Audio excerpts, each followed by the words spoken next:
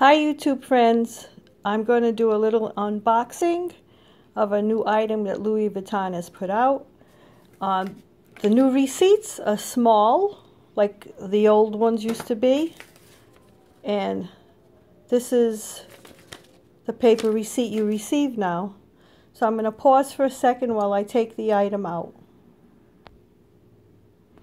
Here she is. It's called the Mini Pochette accessory, and it's in the monogram. I believe it's Mountain Blue. So look how cute this is. Adorable. I love the tab. Made in France. And the interior is pink. This was on the website, it seems like, for a nanosecond. When I went back on, it said unavailable, but then when I went back on, I couldn't find it. Then it was on there again. So I took a chance and went to my local Louis Vuitton, and they had just put one out, and it was the only one they got like this. So I thought you guys, if you haven't seen it yet, you might be interested.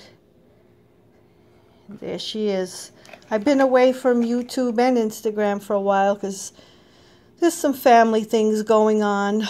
Some family members not doing well, and just wasn't that important for me to be daily posting stuff.